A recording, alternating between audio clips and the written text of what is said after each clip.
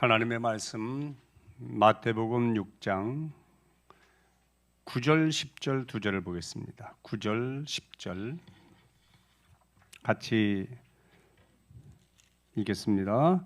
그러므로 너희는 이렇게 기도하라. 하늘에 계신 우리 아버지여, 이름이 거룩히 여김을 받으시오며 나라가 임하시오며 뜻이 하늘에서 이룬 것 같이 땅에서도 이루어지이다. 아멘. 오늘은 주기도문 세 번째 시간으로 나라가 임하시오며 나라에 대한 말씀을 선포하도록 하겠습니다.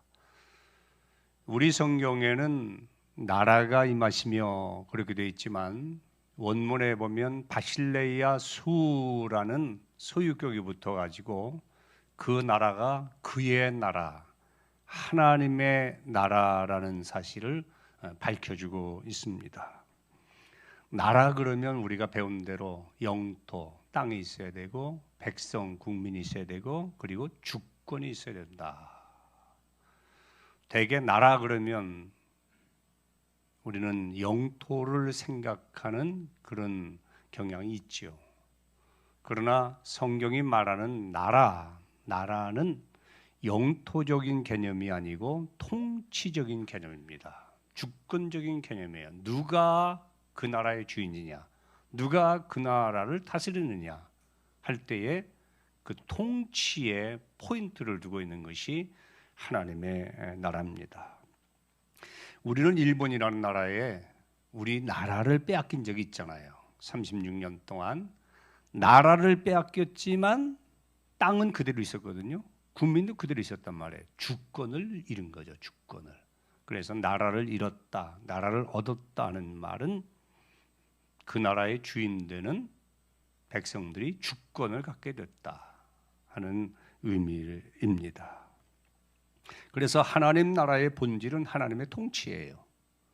하나님의 나라는 뭐냐? 정확한 정의는 하나님이 통치하시는 영역 모든 것, 모든 영역, 그것을 하나님 나라. 그러므로 보이는 것뿐 아니라 보이지 않는 세계에도 하나님이 통치하시면 그 나라는 하나님의 나라가 이미 임한 것입니다. 우리가 잘 알듯이 내 영혼이 은총 입어 그 찬양도 보면 3절에 거기 뭐죠? 초막이나 궁궐이나 뭐 등등 나오죠. 그 어디나 내 주 예수 모신 곳이 그 어디나 하늘나라.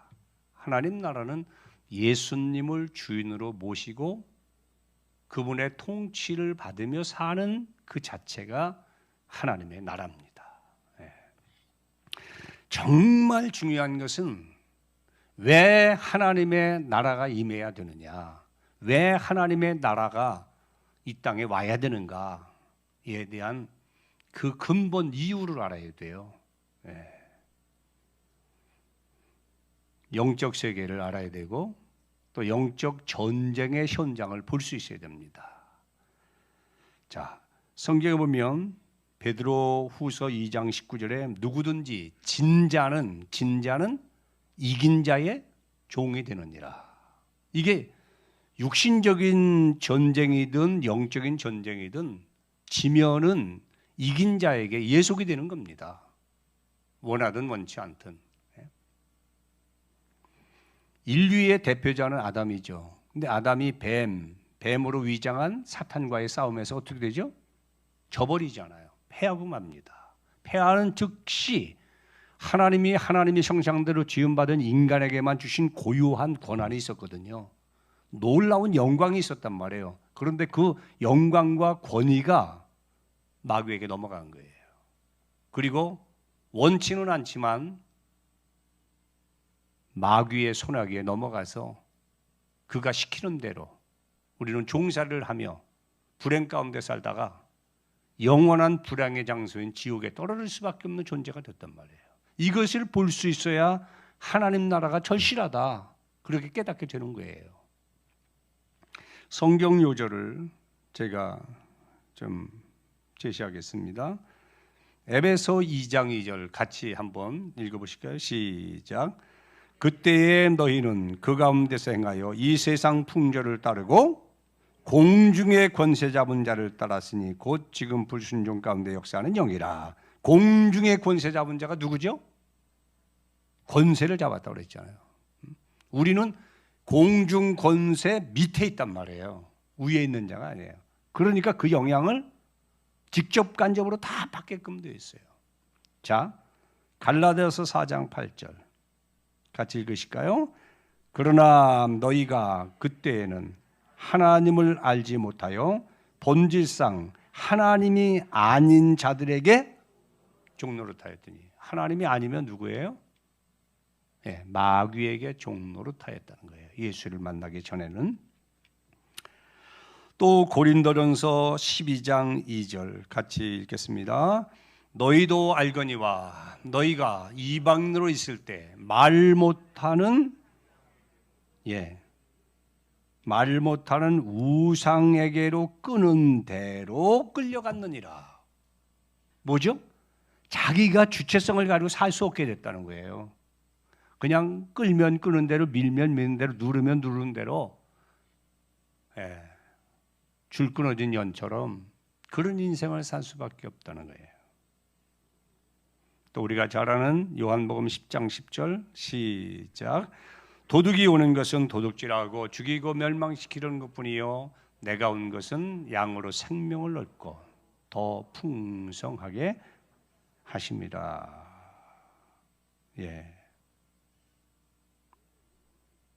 결과적으로는 마귀에게 도둑질을 당하고 조롱을 당하다가 멸망당해서 영원한 지옥에 떨어질 수밖에 없는 것이 모든 인생의 영적인 실체예요. 이게 실체예요. 요즘요, 옛날이나 지금이나 앞으로도 마찬가지예요. 얼마나 많은 사람들이 예수님을 만나기 이전에 그 많은 사람들이 마귀에게 이리저리 시달리다가 불행한 인생을 살다 불행 가운데 떨어지는지 몰라요. 그런데 너무 안타까운 것은 그 불행이 어디서 왔는지를 몰라. 뭐가 잘못된지를 몰라. 그러니까 대책도 없는 거죠. 방법도 없죠. 처방도 없죠. 그냥 그 상태로 살다가 자기만 불행한 것이 아니라 그 불행을 자손에게 물려주고 자손 대대로 저주스러운 인생을 살게 되었단 말입니다.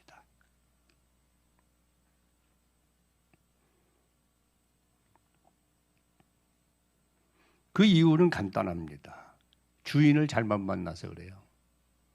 주인을 잘 만나면 정말 행복한데 이게 주인을 잘못 만나가지고 도둑놈, 사기꾼, 멸망시키는 자, 저주스러운 그 마귀를 주인으로 만났으니까 그 주인을 바꾸기 전에는 인생은 행복할 수가 없죠. 히브리서 2장 14절 15절도 같이 한번 보실까요? 같이 봅니다. 자녀들은 혈과 육에 속하였음에 그도 또한, 여기 그는 예수님이죠. 예수님도 또한 같은 모양으로 혈과 육을 함께 지니심은 죽음을 통하여 죽음의 세력을 잡은 자 곧 마귀를 멸하시며 또 죽기를 무서워함으로 한평생 매여 종노릇하는 모든 자들을 놓아주려 하심이니. 이해되죠? 이 세계를 알아야 돼요. 다시 한번 떼어보세요. 14절 15절. 자녀들은, 인간을 말하는 거예요, 혈과 육을 가졌다는 거예요. 그런데 그들의 실체는 죽음의 세력을 잡은 마귀에게 속해서 15절 마귀가 죽기를 무서워하는 자들로 만들어버렸다는 거예요. 그래서 죽음을 가지고 그 막강한 죽음이라는 공격 무기를 가지고 우리를 위협합니다. 잘 나가다가 너 그러면 죽어, 네 남편 죽어, 네 자식 죽어, 죽는다면 깜빡 그냥 충격받아가지고 모든 걸 내려놓잖아요. 따라갈 수 없잖아요. 구태해야 돼, 점쳐야 돼, 뭐 해야 돼 하는 거야. 계속 하는 거예요. 여러분 주변을 잘 한번 진단해 보세요.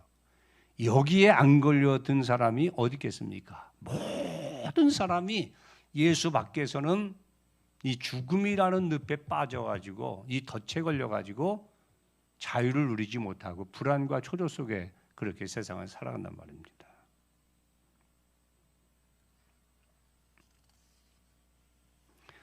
자, 예수님이 오신 목적은 뭐예요? 예수님이 오신 목적, 우리를 구원하러 오셨죠? 그건 너무나 막연해요. 그건 큰 틀이에요. 그런데 요한에서 3장 8절을 보십시오. 시작. 죄를 짓는 자는 마귀에게 속하나니 마귀는 처음부터 범죄함이라 하나님의 아들이 나타나신 것은 마귀의 그 일, 앞에 얘기한 그 일을 멸하려 해결하러 오셨느니라. 할렐루야. 예수님 외에는 답이 없어요. 답이 없어요. 예?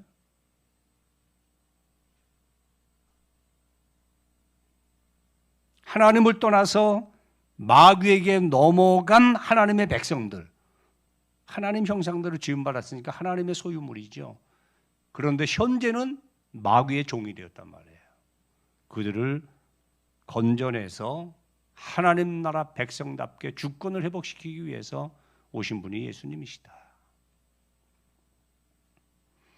지금 우리가 사는 이 세상은요, 영적인 눈으로 보면 인간을 두고, 인간을 가운데 두고 예수 그리스도와 사탄이 치열한 피 터지는 전쟁을 치르고 있는 영적 전쟁의 현장이에요. 예? 그 생명을 건져내려고, 그 생명을 안 뺏기려고, 예? 그 전쟁을 치르고 있는 거거든요. 그래서 어떤 가정에 복음이 들어가면 그 가정이 분란이 한번 일어나잖아요. 그 이유를 아시겠죠? 예? 사람이 나빠서가 아닙니다. 그 영혼을 붙들고 있던 주인 행세하던 악한 마귀가 빼앗기게 되니까, 예? 마지막 기승을 부리는 거거든요. 그걸 뛰어넘어야 되는데, 예수 믿었더니 좋은 일 없고 말이야, 가정이 분란이 일어나고, 그러면서 넘어져 버리면 아주 옛날로 돌아가서 끝나는 거거든. 그걸 이겨나가야 돼요. 예?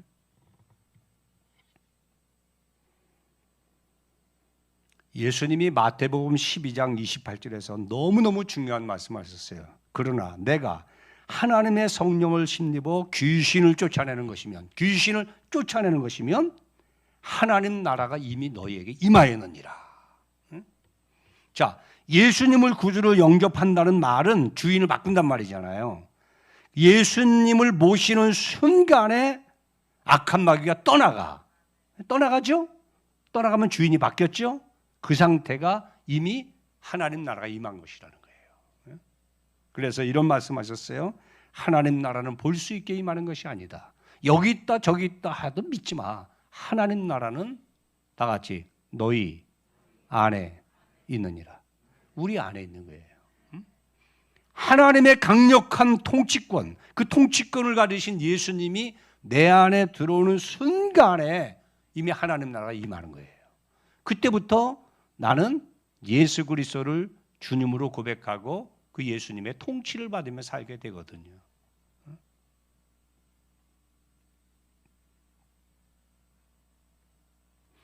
이것이 이제 우리 심령 천국입니다. 심령 천국. 이게 기본적으로 있어야 돼요. 그리고 또 하나는 우리가 잘 아는 죽어서 가는 나라, 믿는 자가 죽어서 가는 하나님 나라 천국이 있어요.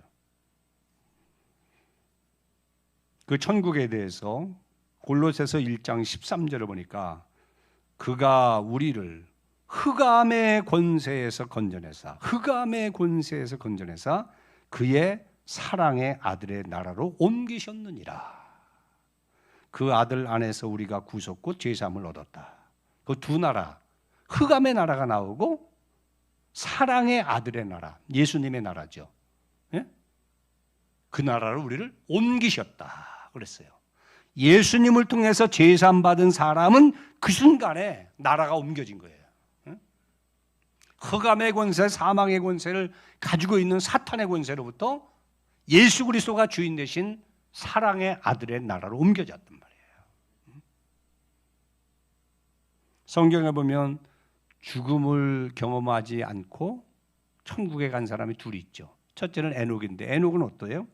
창세기 5장 24절을 보니까 에녹이 하나님과 동행하더니 하나님이 그를 데려가심으로 세상에 있지 아니하더라. 하나님이 그를 데려가셨다 그랬어요.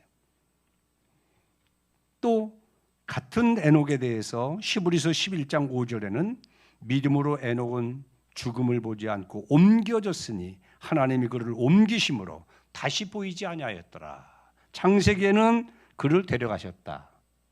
시브리서에는 그를 옮기셨다. 어디로 데려가셨다는 거예요? 어디로 옮기셨다는 얘기예요? 사탄의 나라에서 하나님 나라로 옮기셨다는 말이죠. 이걸 천국 가셨다 그렇게 말을 해요. 또 엘리야는 어때요? 열왕기하 2장 11절에 보면 엘리야가 해오리 바람을 타고 하늘로 올라가더라 그랬어요. 하늘로 올라가더라. 이게 하나님 나라, 하늘나라죠. 계시록 21장을 여러분 집에 가서 한번 읽어보세요. 계시록 21장에 보면 새 하늘과 새 땅, 옛 것은 다 지나가 버려요. 그러면서 새 하늘과 새 땅이 임하는데, 그 새 하늘과 새 땅은 한마디로 말하면 없어야 될 것은 없고 있어야 될 것은 있는 나라예요. 제가 곰곰이 생각해 보니까, 성경을 통해서 보니까 거기는 사망이 없다네요.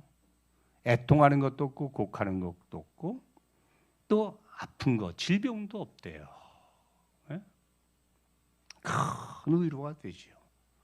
여러분 그 천당까지 가가지고 고지혈병 뭐 어떻고 디스크가 어떻고 또 뭐 심장약 먹고 뭐 이렇게 하면 그 갈만 나겠어요? 그런 게 다 없다는 거예요. 네? 그런 게 없대요. 네? 혈압약 먹을 필요도 없어요. 그냥 약이라는 게 필요 없어요. 의사도 필요 없어요. 그리고 저주도 없대요. 저주. 왜? 제 문제가 다 해결된 자들이 왔으니까 없어요. 그리고 수정같이 맑은 생명수가 흐르고 12달 갖가지의 열매가 맺는 열매가 있고, 하나님 자신이 빛을 발하기 때문에 등불도 필요 없고 달도 필요 없고 해도 필요 없고, 듣도 보도 못한 꽃들이 노래를 하고 향을 발하고 향기를 뿜어내고, 그리고 전혀 듣지 못했던 찬양이 울려 퍼지고 구원받은 믿음의 선조들과 함께 하나님을 경배하고, 그런 삶이 영원히 지속되는 그곳, 기쁨, 희락, 그리고 감사, 찬양, 만족, 하모니가 이루어진 그런 곳이 새하늘과 새 땅이다.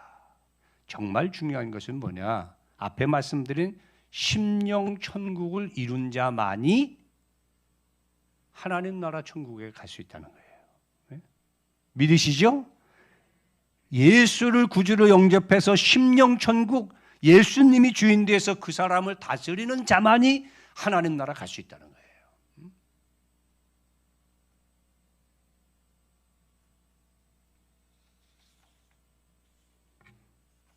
그러니 예수님에게 있어서 이 하나님 나라라는 주제는 가장 큰 주제고 최대의 관심사입니다. 그래서 예수님이 오셔서 그런 말씀 하시잖아요. 회개하라, 천국 하나님 나라가 가까웠느니라. 이게 첫 번째 메시지잖아요.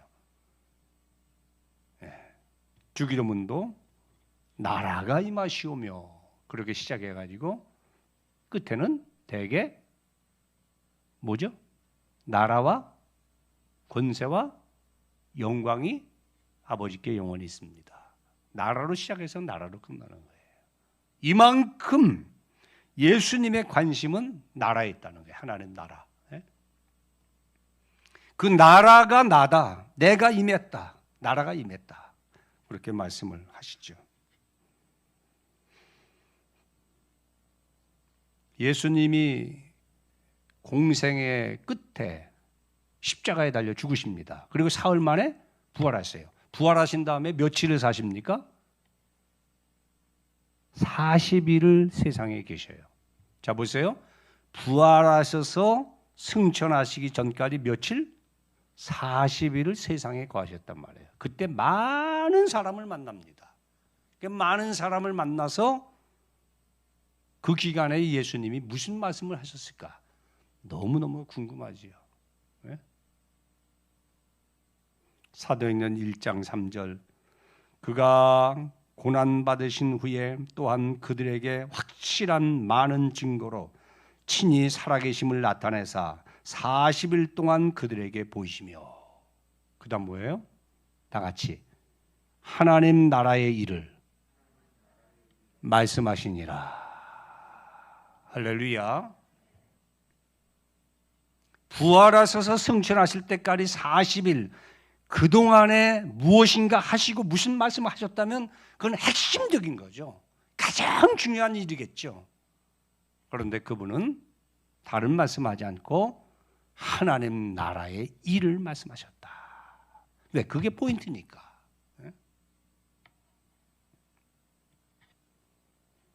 그런데 제자들은 어떤 반응을 보이죠? 그 말씀을 듣고 제자들이 이래요. 주님, 이스라엘 나라가 회복될 때가 이때니까? 이렇게 말해요.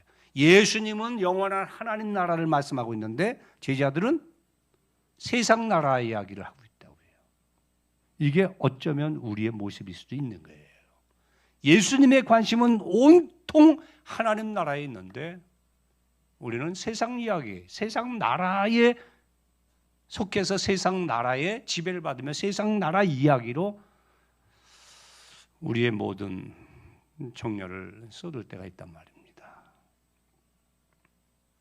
다행히 그 제자들이 성령을 받고는 이제 하나님 나라 위해서 헌신하게 되죠. 오직 성령이 너에게 임하시면 예루살렘과 사마리아와 유대와 사마리아와 땅 끝까지 이르러 내 증인이 될 것이다.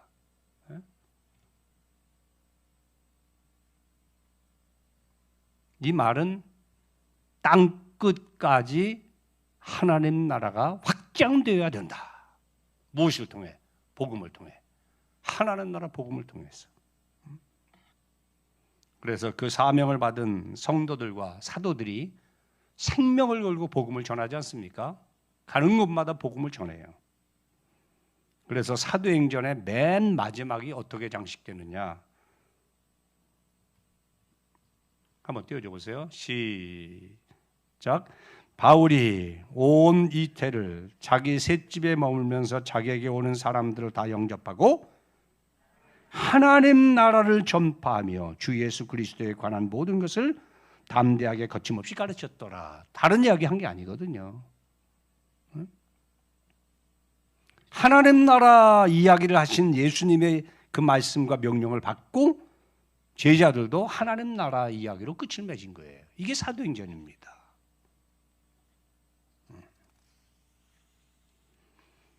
지금도 이 명령 딱 끝까지 이르러 하나님 나라가 확장되기를 힘쓰라. 이 명령은 지금도 유효한 거예요.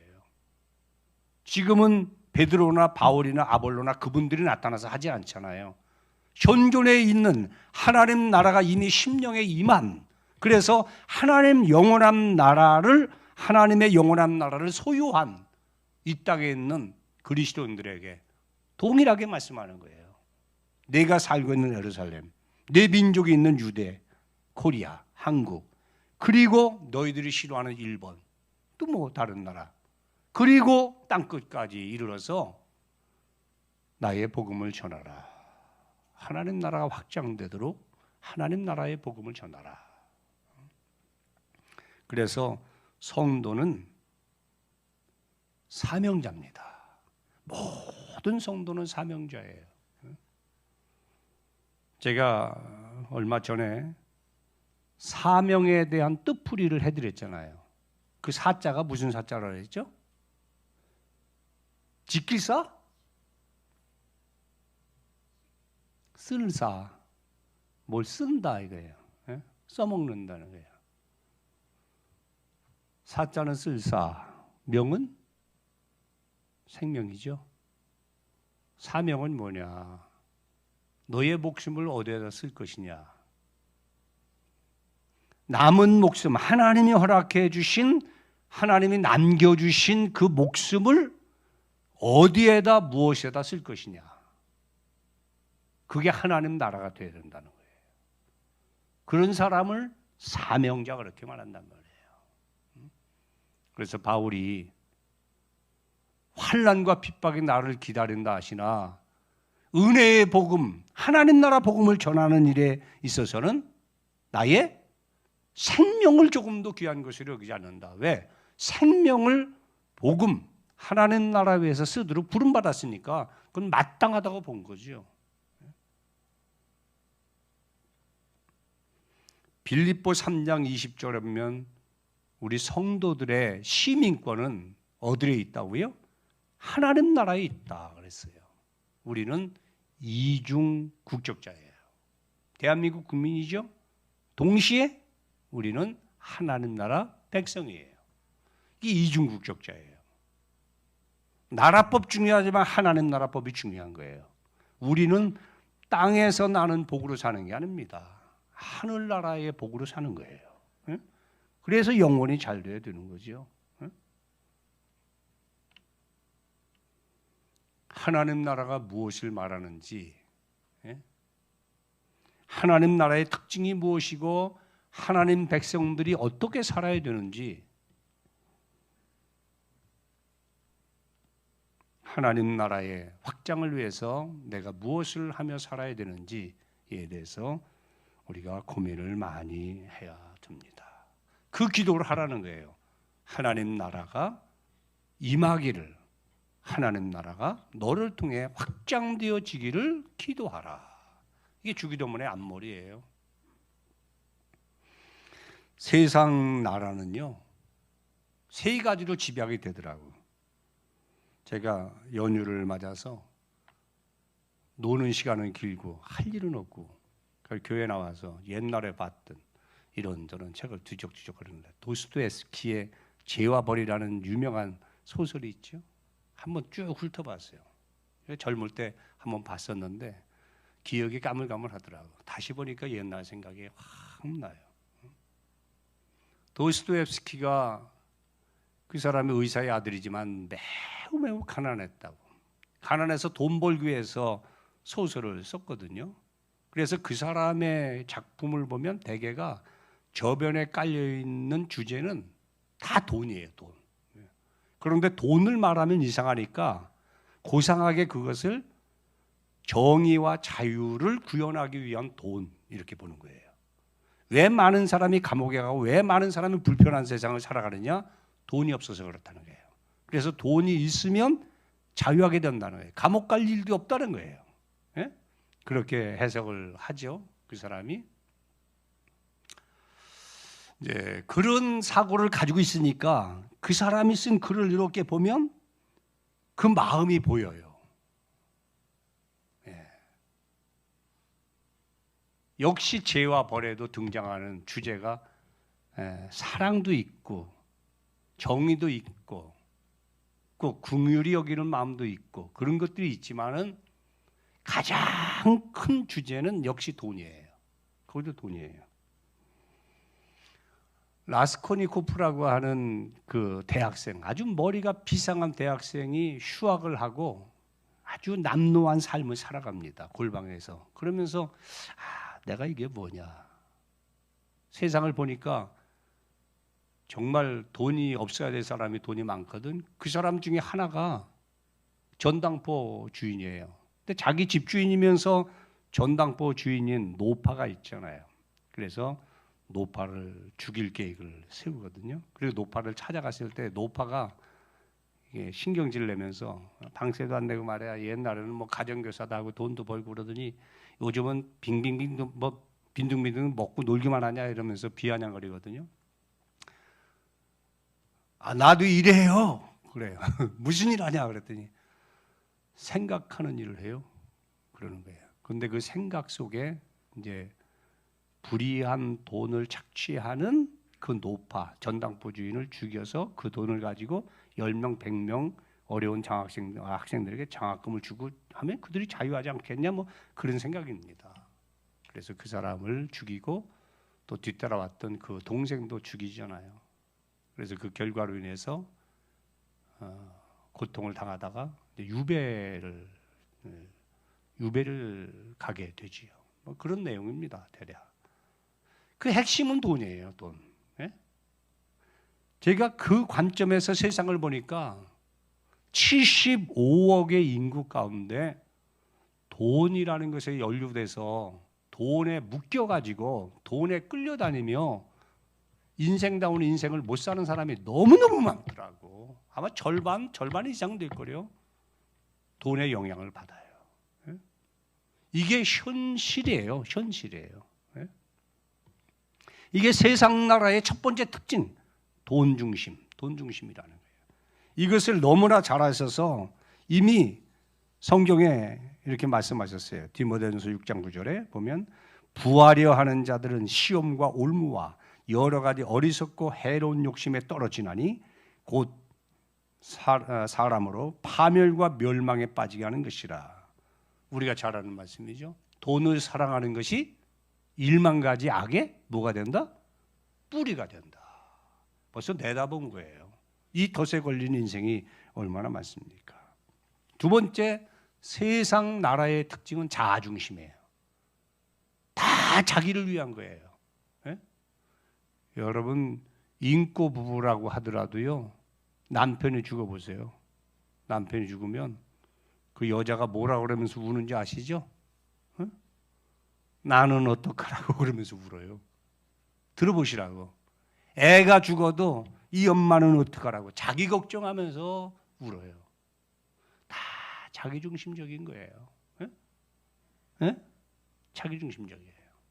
타락한 이후에는 어쩔 수 없는 거죠. 세 번째는 쾌락중심이에요. 쾌락중심. 로마서 14장 17절 하나님 나라는 먹고 마시는 것이 아니요 의와 평강과 실학이라 했으니까 하나님 나라가 아닌 세상 나라는 먹고 마시는 것. 그게 쾌락이죠. 뭐 맛있는 거 없어? 재미난 거 없어? 놀만한 거 없어? 다 그걸 찾아요. 사람들 보면. 그게 없으면 너무 힘들어하고 지루하고 인생이 맛이 없다고 느껴요. 그렇죠? 그런 세상이 세상 나라란 말이에요. 그러나 하나님 나라는 의는 하나님과의 옳은 관계. 하나님 어떻게 생각하실까를 생각하는 거죠. 하나님 기뻐하는 게 뭘까? 의와 평강, 이 샬롬. 하나님과 나 사이에 그분이 주인 되셔서 모든 전쟁을 끝내주셨다는 거예요. 그 평강. 그 다음 마지막은 뭐예요? 의와 평강과 실학이라. 실학은 쾌락과 반대되는 거예요. 비슷하지만 달라요. 쾌락, 육적인 부분에 치우쳐 있는 거고 실학은 총체적인 기쁨을 말하는 거예요. 네?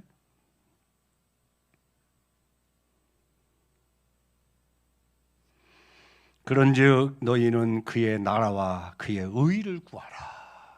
그리하면 이 모든 것을 너에게 더해 주신다. 저와 여러분이 이 세상을 살면서 대한민국 국민으로서 모범적인 시민 국민으로 살아야 돼요. 동시에 나는 하나님 나라의 시민권자다. 그 사실을 잊지 말고 내 안에 임한 하나님의 나라가 나를 통해서 땅 끝까지 확장될 수 있도록 깊은 기도를 드리고 또 여러분이 어디서 무엇을 하든 전공이 무엇이든 직업이 무엇이든 하나님 나라 확장에 기여하는 인생을 사세요. 그것이 오늘 세 번째 기도의 주제고요. 우리에게 주시는 숙제입니다. 이 은혜 가운데 사시기를 축복합니다. 기도하십시다.